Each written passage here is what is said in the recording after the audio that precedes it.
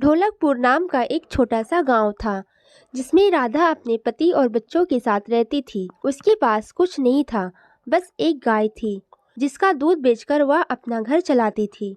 क्योंकि उसके पति बीमार रहते थे, उसने सोचा क्यों ना कुछ दूध बेचकर घी बनाया जाए और जब यह बहुत ज्यादा हो जाए तो इसे बाजार में बेच दिया जाए।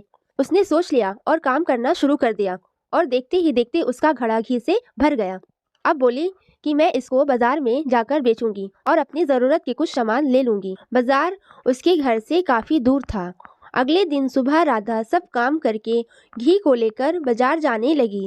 रास्ते में जाते जाते वह थक गई और मटके को नीचे रखकर आराम करने लगी।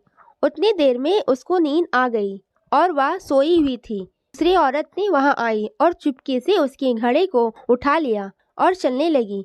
तभी सोई हुई राधा की आंख खुली और वह जोर जोर से चिल्लाने लगी, मेरा घी का घड़ा लेकर कहाँ जा रही हो? ये मेरा है, इसे मुझे दे दो।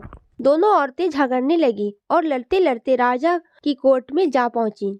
राजा ने दोनों औरतों की बात सुनी और बहुत ही परेशान हो गया क्योंकि दोनों औरतें यही बातें कर रही थी। महाराज, यह घी का घड़ा मेरा है और इसे मैं बाजार बेचने के लिए जा रही थी।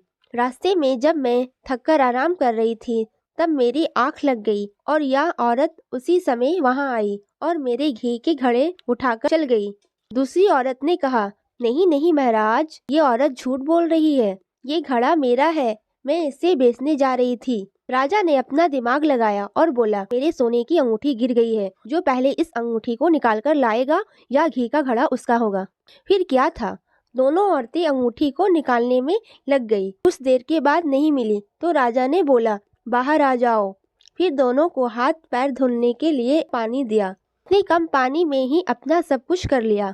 जो दूसरी औरत थी उसने सिर्फ हाथ धोया और राजा से बोली, और पानी चाहिए। इतने पानी से क्या होगा? फिर क्या था, राजा समझ गया कि इतना घी ये औरत कभी नहीं बना सकती क्योंकि इसे बचत का मोल ही नहीं पता। फिर राजा ने उस औरत को दे दिया जिसका वह घी का मटका था। फिर राजा ने सेनापति को बुलाकर उस औरत को सजा दी। Thank you.